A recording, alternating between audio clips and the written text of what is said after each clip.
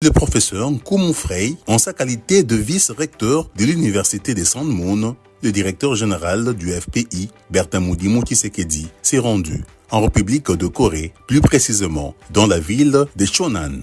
Le séjour de la délégation du FPI au pays du matin calme a été voulu dans le cadre d'une coopération gagnant-gagnant, accueillie à l'Université de San Moon par le vice-recteur, le professeur Mallory Lacey. La délégation du FPI, conduite par son directeur général, a eu droit à une séance technique au cours de laquelle les hauts cadres de cette université coréenne ont exprimé au FPI leur volonté de s'inscrire dans une collaboration d'échange de compétences vu que cet empire universitaire parraine plusieurs projets dans divers secteurs de la vie sociale. Et l'un des projets qui a été mis sur la table est celui de la production locale de sel alimentaire ou sel de cuisine.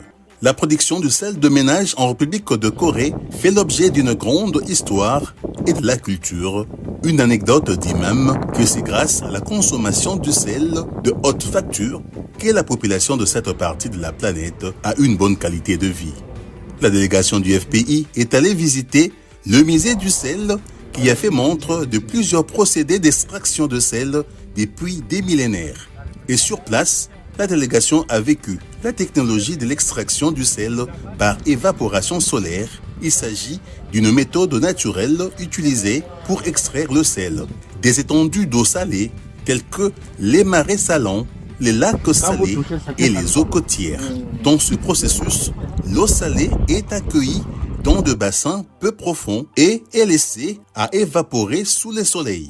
À mesure que l'eau s'évapore, des cristaux de sel se forment et sont différents des sels des minéraux qu'on nous amène là. Les sels chimiques que nos amis nous amènent en Congo.